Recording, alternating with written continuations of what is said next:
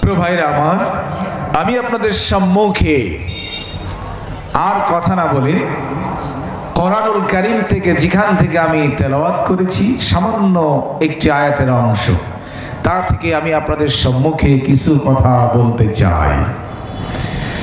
আমি যে সূরা থেকে তেলাওয়াত করেছি, সূরার নাম হলো সূরা আহজাব। সবাই আমার সাথে বলেন, সূরাটির নাম কি? বলেন সূরা আহজাব। আমি আবার বলছি যে সূরা থেকে আমি তেলাওয়াত করেছি সামান্য একটু অংশ। সূরার নাম কি বললাম? সূরা আহজাব। সূরা আহজাবের 21 নম্বর আয়াত থেকে আমি আপনাদের সম্মুখে তেলাওয়াত করেছি, যার সামারাইজ হচ্ছে, মূল বক্তব্য হচ্ছে, লাকাদ কানা লাকুম ফি রাসূলিল্লাহি উসওয়াতুন হাসানাহ। বলেন আল্লাহু আকবার।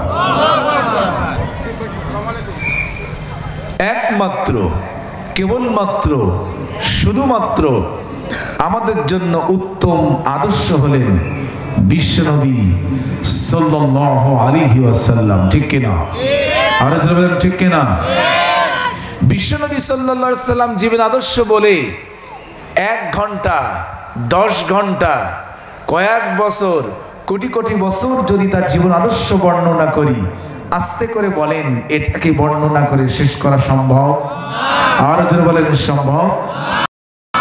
যদিও তিনি 63 বছর দুনিয়ার ভিতরে বেঁচে ছিলেন, তার এক একটি সময়, এক একটি মুহূর্ত, এক একটি সেকেন্ড, এক একটি মিনিট কোটি কোটি বছরের সমান। ঠিক কিনা জোরে বলেন? তাহলে যে আয়াত থেকে আমরা পড়লাম, এই আয়াত থেকে আমরা মেসেজ পাই, বুঝতে পারি কেবলমাত্র একমাত্র রান্নাঘর থেকে শুরু করে গণভবন আর বঙ্গভবন পর্যন্ত আমাদের সামনের দিকে এগিয়ে যেতে হবে, অ্যাডভান্স হতে হবে, জীবনটা পরিবর্তন করতে হবে, বিশ্বনবী সাল্লাল্লাহু আলাইহি ওয়াসাল্লামের আদর্শ আমাদেরকে ধারণ করতে হবে। ঠিক কিনা জোরে বলেন? রবীন্দ্রনাথ ঠাকুর আমার জীবন আদর্শ নয়, লালন ফকির আমার জীবনের আদর্শ নয়, তসলিমা নাসরিন আমার জীবনের আদর্শ নয়। ঠিক না? শেখ মুজিব আমার জীবনের আদর্শ নয়, জিয়াউর রহমান আমার জীবনের আদর্শ নয়। আমার জীবনের আদর্শ হলো বিশ্বনবী সাল্লাল্লাহু আলাইহি ওয়াসাল্লাম। ঠিক না? সূরা আহজাবের 21 নম্বর আয়াতে আল্লাহ তাআলা এই কথাটি বলেছেন, আমাদের আদর্শ হলেন বিশ্বনবী সাল্লাল্লাহু আলাইহি ওয়াসাল্লাম, আদর্শবান নেতা। বলেন সুবহানাল্লাহ। বিশ্বনবী সাল্লাল্লাহু আলাইহি ওয়াসাল্লাম আদর্শবান নেতা। তার কারণ কি? তার কারণ কি? আমরা সেই কারণের দিকেই যতটুকু সময় পাই আমরা আলোচনা করব। সবাই বলেন ইনশাআল্লাহ। আরো জোরে বলেন ইনশাআল্লাহ। বিশ্বনবী সাল্লাল্লাহু আলাইহি ওয়াসাল্লাম একমাত্র আদর্শবান নেতা, একমাত্র আদর্শবান লিডার, একমাত্র আদর্শবান নেতা। তার 1 নাম্বার কারণ, এই পৃথিবীর ভিতরে যত নেতা এসেছে, কোন নেতার জীবনী তার কর্মীদের কাছে 100% ক্লিয়ার নয়। ঠিক না? আরো জোরে বলেন ঠিক কিনা? আমার সাথে কথা বলতে হবে, জোরে বলেন ঠিক কিনা? এই সাপোর্ট হতে পারে আপনার জীবনে কিয়ামতের ময়দানে নাজাতের একটা ওসিলা। এজন্য আমার সাথে সাপোর্ট দিবেন। আমি বলছিলাম বিশ্বনবী সাল্লাল্লাহু আলাইহি ওয়াসাল্লাম আদর্শবান নেতা। তার 1 নাম্বার কারণ, এই পৃথিবীর ভিতরে যত নেতার জন্ম হয়েছে, কোন নেতার জীবনী তার কর্মীদের কাছে 100% ক্লিয়ার নয়। ঠিক না? আমি যে আপনাদের সামনে কথা বলছি, আমার জীবন চরিত্র সম্পর্কে আপনারা জানেন না, আপনাদের জীবন চরিত্র সম্পর্কে আমরা জানি না। আমরা যে নেতার পিছনে ঘুরঘুর করি, ওই নেতার রাতের একটা রূপ আছে, দিনে আছে আর একটা রূপ। কথা বলেন না কেন? কি ভয় পাচ্ছেন নাকি? আর জোরে ভয় পাচ্ছেন নাকি? ভয় পাবেন কার?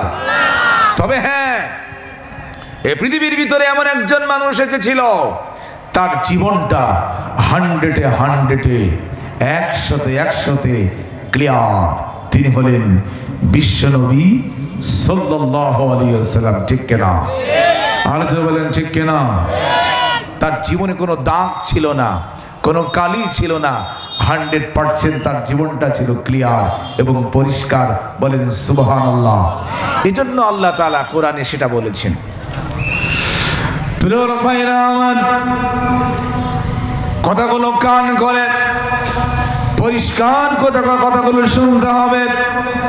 আল্লাহ তাআলা কোরআনের ভিতরে সব কথা বলে দিয়েছেন। আল্লাহ বলে দিয়েছেন, ওয়া ইন্নাকা লাআলা খুলুকিন আযীম।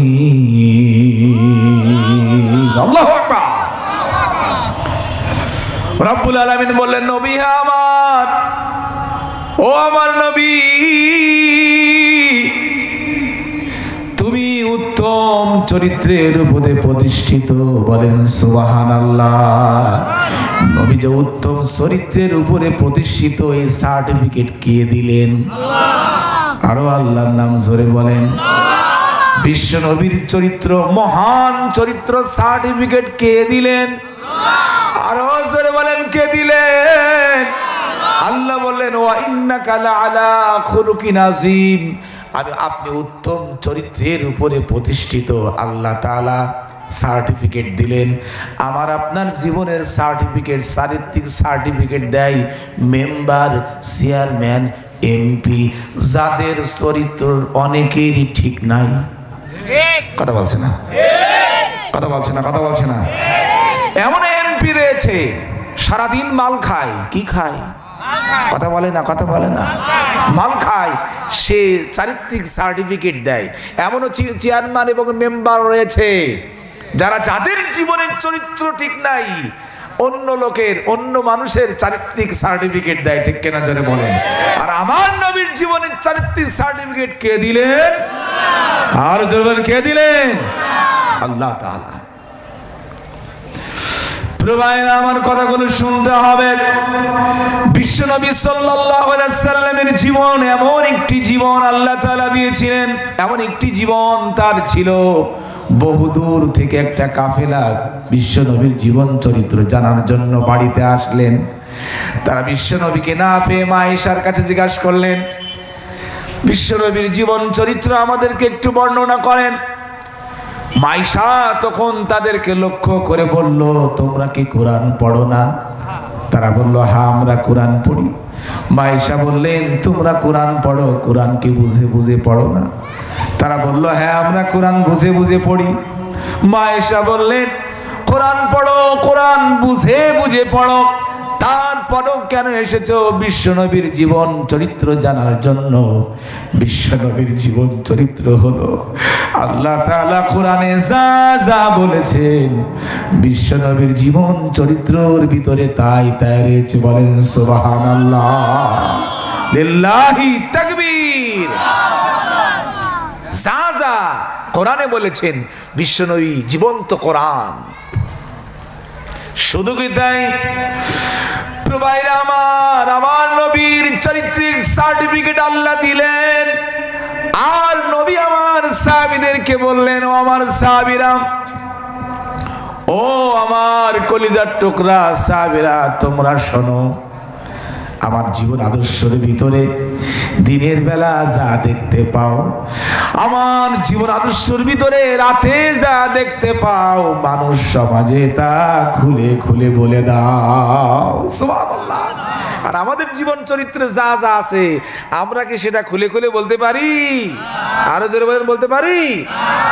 বিশ্বনবী সাল্লাল্লাহু আলাইহি সাল্লামের এক নাম্বার কারণ, তিনি আদর্শবান লিডার, আদর্শবান নেতা হওয়ার কারণ হলো এই যে তার জীবনের চরিত্রের ভিতরে কোনো দাগ ছিল না। চিৎকার করে বলেন সুবহানাল্লাহ।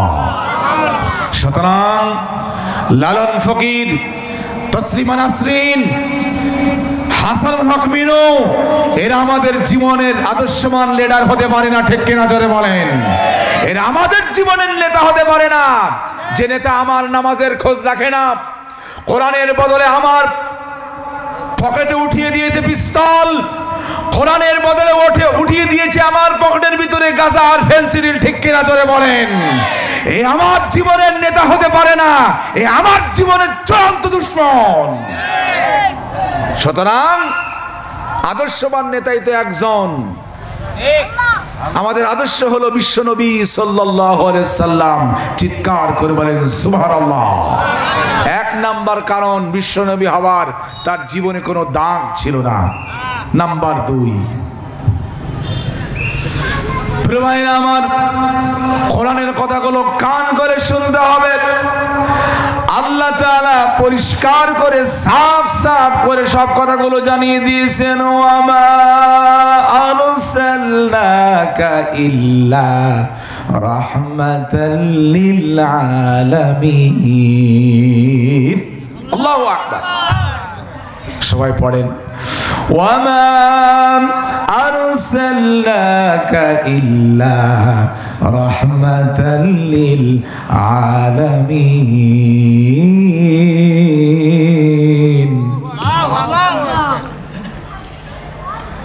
আল্লাহ তাআলা বিশ্বনবী সাল্লাল্লাহু আলাইহি ওয়াসাল্লামকে গোটা দুনিয়ার জন্য, গোটা সৃষ্টির জন্য, শুধু মানুষের জন্য নয়, জিনের জন্য নয়, এই পৃথিবীর ভিতরে যত সৃষ্টি আছে সমস্ত সৃষ্টির উপরে আল্লাহ তাআলা আমার নবীকে রহমত বানিয়ে পাঠিয়েছেন। চিৎকার করে বলেন সুবহানাল্লাহ। তিনি শুধু মানুষের জন্য রহমত নয়, জিনের জন্য রহমত নয়, তিনি পশু পাখির জন্যই রহমত। বলেন সুবহানাল্লাহ। একটি উট বিশ্বনবী সাল্লাল্লাহু আলাইহি ওয়াসাল্লামের কাছে আসলো। তার বুবা ভাষায় সে বিশ্বনবীকে বুঝাতে চাইল উটের চোখে পানি, উটের চোখে পানি।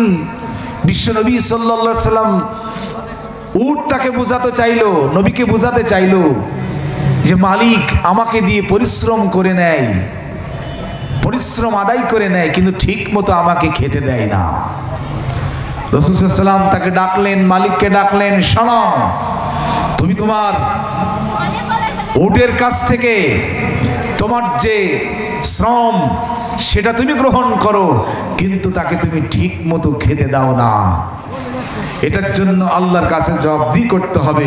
তাহলে বিশ্ব নবী সাল্লাল্লাহু আলাইহি ওয়াসাল্লাম একটা উটের জন্যও ছিল রহমত। সুবহানাল্লাহ বলবেন না? সুবহানাল্লাহ বাড়ি যেই বলেন, আরো জোরে বলেন। তিনি ছিলেন উটের জন্য রহমত, তিনি ছিলেন গাছের জন্য রহমত।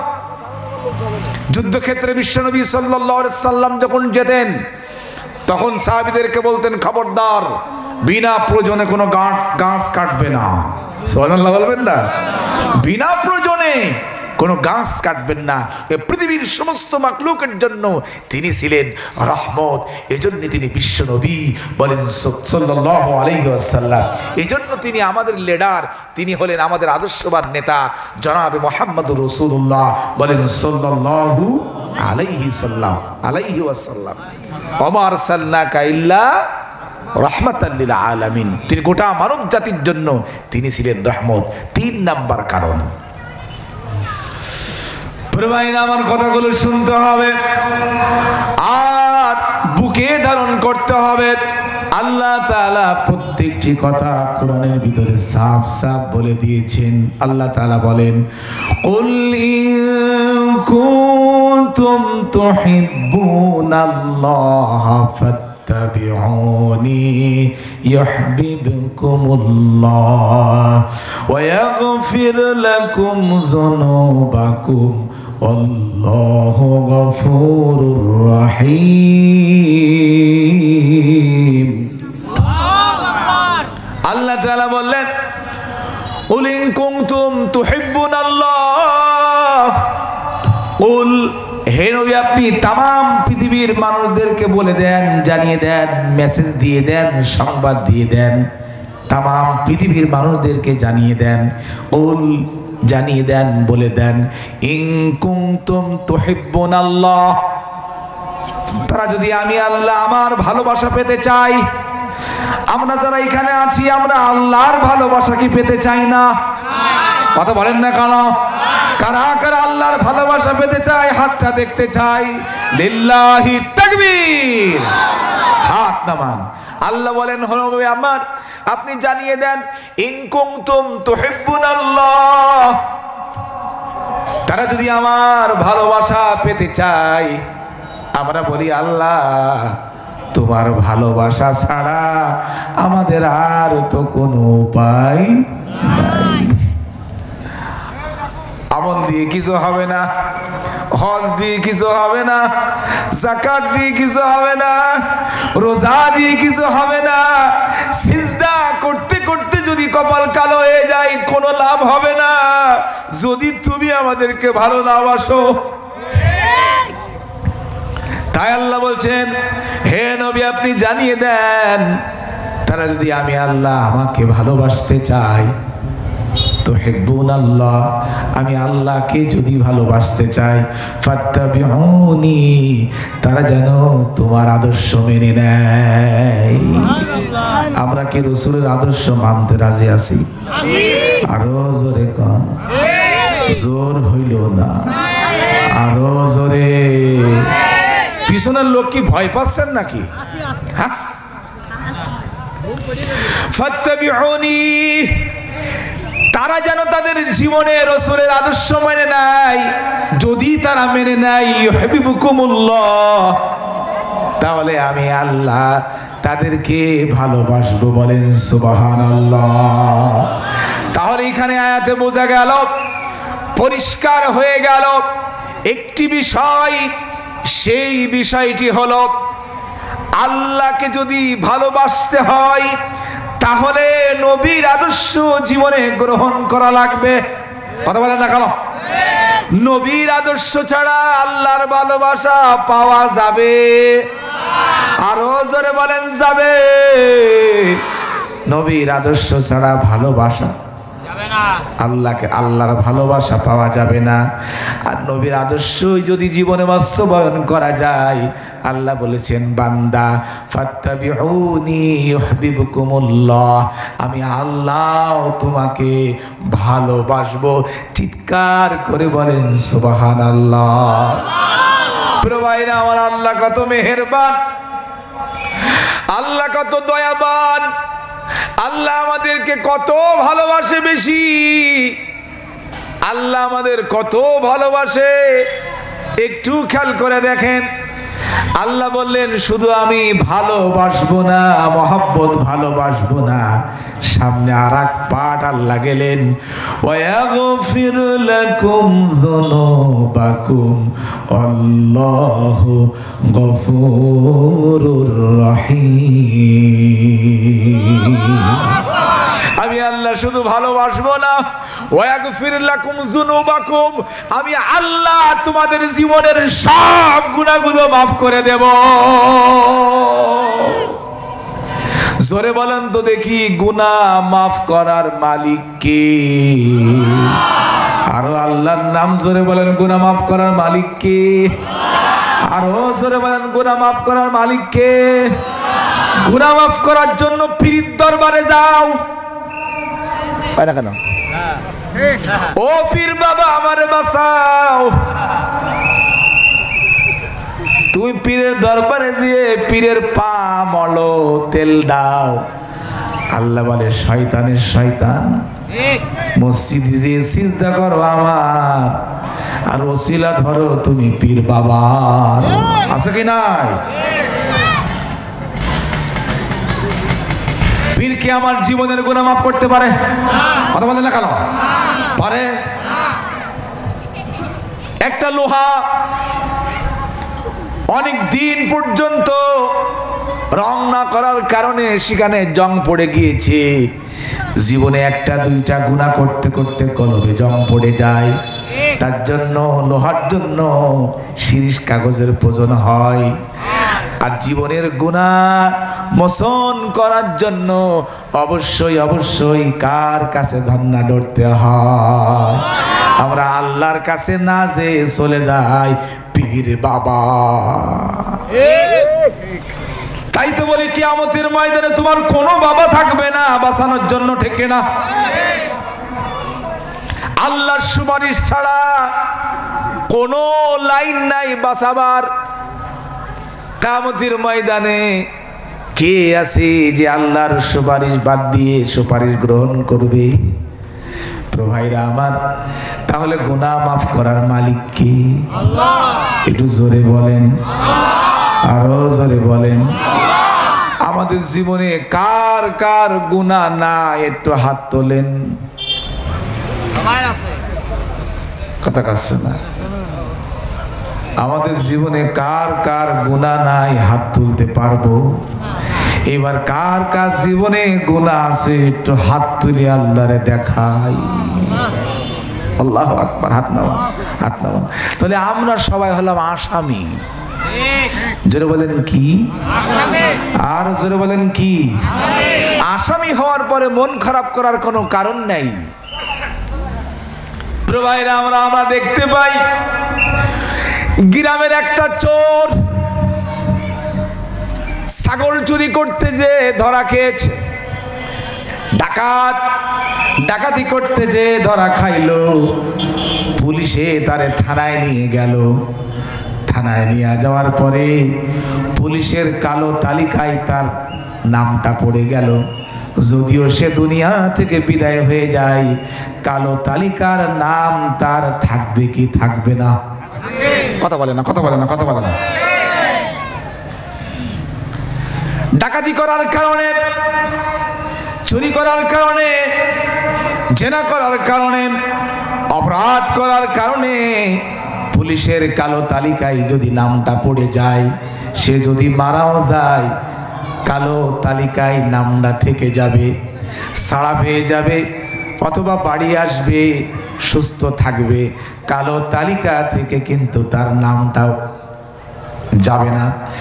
এরপরে আরেকটি অপরাধ করবে, আবার কালো তালিকায় নাম পড়ে যাবে, আবার অপরাধ করবে, আবার কালো তালিকায় নাম পড়ে যাবে। কিন্তু আমার আল্লাহর হিসাব এমন নয়। আল্লাহ বলেছেন, বান্দা লা তাকনাতু মির রাহমাতিল্লাহ ইন্নাল্লাহা ইয়াগফিরুয যুনুবা জামিআ। আল্লাহু আকবার। আপনারা আছেন না বাড়ি চলে গেছেন? হ্যাঁ হ্যাঁ, আপনারা আছেন, একটু তাকবীর দেন তো। এই হইল জোর। সামনে আসছে নির্বাচন। কি আসছে ভাই? সেটাও আবার জোরে বলছেন না, মনে হয় আপনারা ভয় পাচ্ছেন। সামনে আসছে নির্বাচন, ইলেকশন। ভোট মানুষের একটা, ও দেবে 15 জায়গায়। কথা বলছে না। ভোট কয়টা? এ বলেন, প্রত্যেকটা মানুষের ভোট কয়টা? ও দেবে কমপক্ষে 10-12 জায়গায়। সকালবেলা একজন চার দোকান নিয়ে যায়, চাচা আমি কিন্তু খাড়া হয়েছি। চাচা কাছে তুমি চিন্তা করো কা, ভোট একটা ভোট তুমিই পাবা, নিশ্চিন্তে বাড়ি চলে যাও। কথা বলছে না। বিকেলবেলা আর একজন ডেকেছে, একটা রসগোল্লা খাওয়াইছে। কি যে বলো চাচা, তোমার ভোট না দিয়ে আমি স্বস্তি পাই। ঠিক কিনা? ভোট কয়টা? একটু সবাই জোরে বলেন। আমার পক্ষে আপনাদের রাগ হচ্ছে নাকি? আমি কি বন্ধ করে দেব? আমি বেশিক্ষণ থাকবো না ভাই। যে থাকে চেয়ারে, সে থাকে গিয়ারে, তাই একটু গিয়ারে আছি। একটু পরেই আমার এই গিয়ার থাকবে না, আর একজন চলে আসবে। এজন্য ক্ষমতা চিরস্থায়ী না। কথা বলেন না কেন? ক্ষমতা কি চিরস্থায়ী? চেয়ার কি চিরস্থায়ী? আমি যদি বলি এই চেয়ারে আমি আর সারা রাত থাকবো, লাস্ট পর্যন্ত দেখা যাবে যদি না নামি, গলা ধাক্কা দিয়ে নামাই দেবেন। ঠিক কিনা জোরে বলেন। চেয়ারে সব সময় থাকা যাবে না, কিছুক্ষণ পর আমি নেমে যাব, আর একজন চলে আসবে। এজন্য চেয়ার নিয়ে বেশি একটা বাড়াবাড়ি করা যাবে। একজনই চেয়ার আলা আছে, যে চেয়ার থাকবে, ছিল, আছে, থাকবে, তিনি কে? আরো জোরে বলেন কে? এজন্য কিছুক্ষণ পরে আমি থাকবো না, ওই চিন্তা আমি করছি না, এমনিও আমাকে চেয়ার ছেড়ে দিতে হবে। তো ভাইরা আমার, কি বলছিলাম? ভোট আমার একটা, দেবো আমি কত জায়গায়? 20-22 জায়গায় ভোট দিয়ে দেব। এই যে নির্বাচন আসে, অমুক ভাইয়ের চরিত্র ফুলের মতো পবিত্র, নামাজ পড়ে না,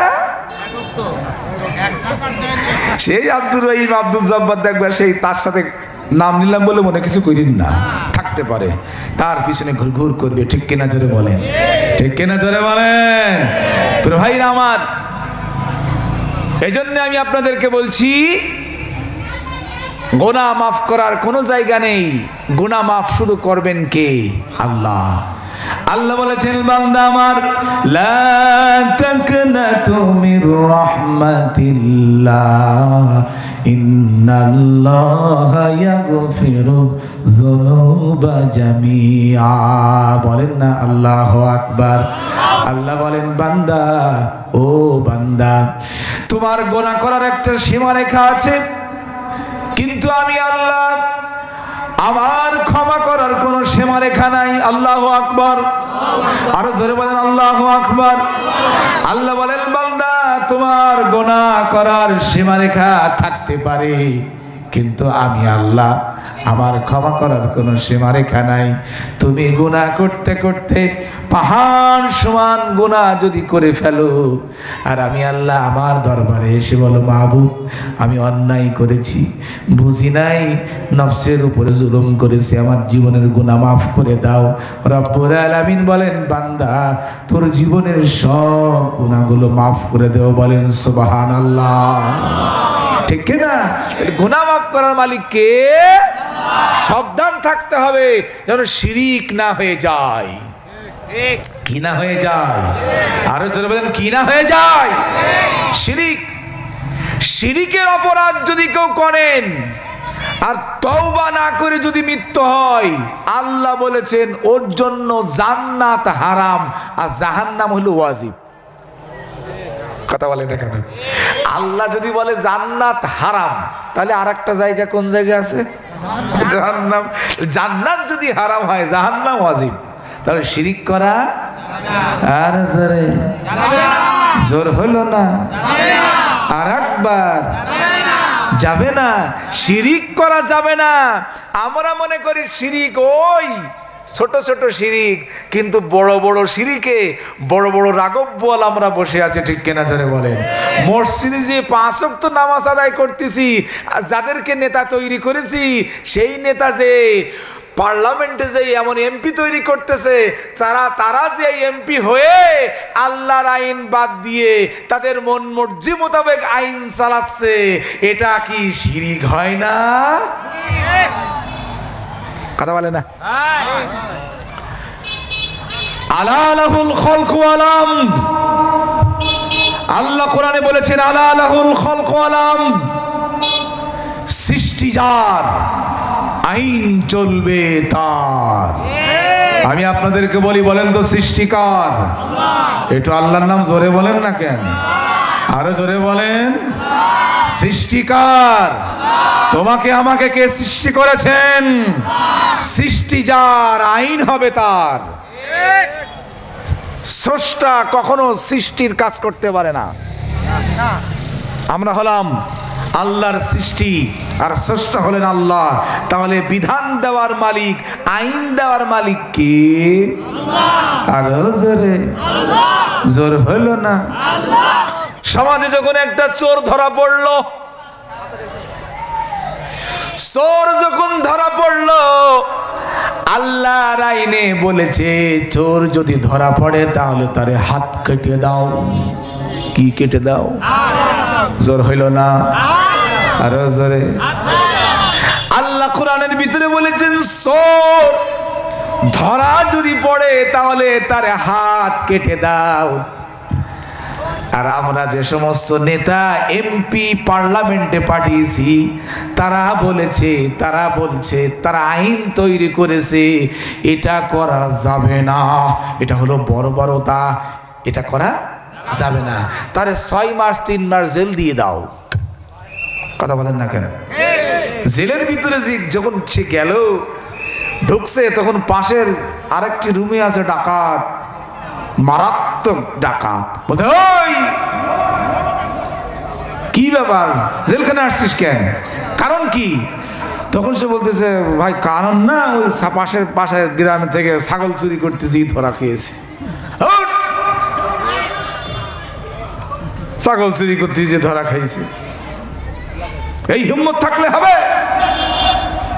ওই চোর যখন বাইর হয়ে আসবে, ও ছাগল চোর থাকবে না, ও নিজেই ডাকাত হয়ে যাবে। ঠিক কিনা? আরে দেখবেন ঠিক কিনা? আর আল্লাহ বলেছে হাত কাটো। 2-1টা কলমের খোসাই যখন লক্ষ লক্ষ টাকা রাষ্ট্রের টাকা লক্ষ লক্ষ টাকা পাচার করে দেয়। আর আল্লাহর আইনে যদি হাত কাটা হতো আর তাকে যদি আমরা রাস্তাঘাটে দেখতাম ওই যে সেই হাত কাটা যায়, বলেন তো দেখি মানুষ তা থেকে শিক্ষা পেত না? তাহলে আইন কাটটা ঠিক? এটা জোরে বলেন না কেন? আরো জোরে বলেন না কেন? আইন কাট ঠিক। আলালাহুল খলকু আলাম, সৃষ্টি যার, আইন চলবে তার। আপনাদের এই জায়গার নাম কি? ভেকুটিয়া। ভেকুটিয়ার কুত্তা যদি চেকপোস্টে যায়, ভেকুটিয়ার কুত্তা যদি চেকপোস্টে যায়, সেখানে হিরো না জিরো? সবাই জোরে কথা বলেন, আরো জোরে বলেন। ভেকুটিয়ার কুত্তা যদি চেকপোস্টে যায়, হিরো না জিরো? চেকপোস্টের কুত্তা যদি ভেকুটিয়ায় আসে, জিরো না হিরো? একটা কুত্তা আর একটা কুত্তার আইন মানে না, একটা গাধা আর একটা গাধার আইন মানে না, একটা ভেড়া আর একটা ভেড়ার আইন মানে না। কিন্তু মানুষ হয়ে মানুষ আল্লাহর আইন বাদ দিয়ে মানুষের আইন মানে। মানুষ কুকুরের চেয়ে খারাপ। ভাইরা আমার, তাহলে শুধুমাত্র জিকির আর মসজিদে 5 ওয়াক্ত নামাজ পড়লে চলবে না। আদর্শবান একজন নেতা আমাকে তৈরি করতে হবে, ঠিক কিনা জোরে বলেন? ইয়া আইয়ুহাল্লাযীনা আমানু তাকুল্লাহ يا أيها الذين آمنوا أطيعوا الله وأطيعوا الرسول। الله أكبر। আল্লাহ বললেন, হে ঈমানদারেরা, তোমরা আমার, আমি আল্লাহ আমার আনুগত্য করো। আতিউল্লাহ ওয়া আতিউর রাসূল, রাসূলের আনুগত্য করো। ওয়া উলিল আমরি মিনকুম, আর যে সমস্ত নেতা দেশটার ইসলামী রাষ্ট্র করতে চায়, শান্তি আনতে চায়, পৃথিবীর ভিতরে স্বস্তি ফিরিয়ে দিতে চায়, তেমন একজন নেতা তোমরা ধরো। ভাইরা আমার, তাহলে বিশ্বনবী সাল্লাল্লাহু আলাইহি সাল্লাম আদর্শবান নেতা। তার কারণ হলো এমন আদর্শবান নেতা, যে নেতার জীবনী, যে নেতার আদর্শ ধারণ করলে পরে জীবনের গুনাহ মাফ হয়। সুবহানাল্লাহ বলবেন না? আরো বলেন সুবহানাল্লাহ। এমন নেতা তিনি, যাকে ধারণ করলে, যার আদর্শ মুখে ধারণ করলে জীবনের গুনাহ মাফ হয়। এমন নেতা আদর্শ আমাদের ভিতরে ধারণ করার দরকার আছে কি নাই? আরো যদি আছে কি নাই? কি প্রধান বক্তা আসলো নাকি? লিল্লাহি তাকবীর, লিল্লাহি তাকবীর। প্রধান বক্তার আগমন, প্রধান বক্তার আগমন। লিল্লাহি তাকবীর, লিল্লাহি তাকবীর। আলহামদুলিল্লাহ। কই ভাই কই? আলহামদুলিল্লাহ। যাই হোক, আমি আপনাদের সামনে অনেকক্ষণ কথা বলেছি। আমি যখন আপনাদের এখানে আসছিলাম তখন কিন্তু আপনারা এতটা কেউ ছিলেন না, ছিলেন তো? যাই হোক, প্রধান মেহমান এসে গেছেন, আমি আমার কথাকে আর দীর্ঘায়িত করব না, সেটা সমুচিত হবে না। কোরআনের আলোচনা রাতের পর রাত করা যায়, এটা কখনো শেষ করা সম্ভব নয়, ঠিক কিনা জোরে বলে? কোরআনের আলোচনা শেষ করা সম্ভব? একটু সবাই কথা বলেন, সম্ভব? সমুদ্রের পানি যদি কালি হয়, পৃথিবীর সব গাছ যদি কলম হয়, আর একটা আয়াতের ব্যাখ্যা লেখা শুরু হয়, সমুদ্রের পানি নামক কালি শেষ হয়ে যাবে, পৃথিবীর গাছ নামক কলম শেষ হয়ে যাবে, কিন্তু কোরআনের কথা বলে শেষ করা যাবে না। তো যতটুকু আপনাদের সামনে কথা বলেছি, আল্লাহ সুবহানাহু ওয়া তাআলা অতটুকু কথা আমল করার তৌফিক দান করুন। সকলে জোরে বলি আল্লাহুম্মা আমিন। আরো জোরে বলি আল্লাহুম্মা আমিন। আরো জোরে বলি আল্লাহুম্মা আমিন।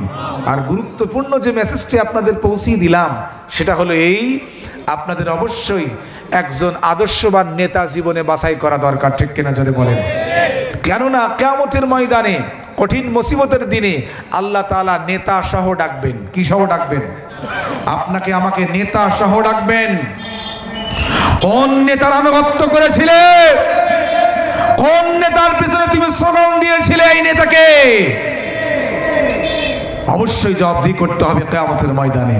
যেহেতু জবাবদিহি করতে হবে আমার নেতা কি ছিল, কে ছিল, সুতরাং মৃত্যুর আগে এমন একজন নেতা বাছাই করতে হবে যে সে যেন আমার আখিরাতের জন্য, আমার জন্য আখিরাতের পথ সে আমার দেখায়।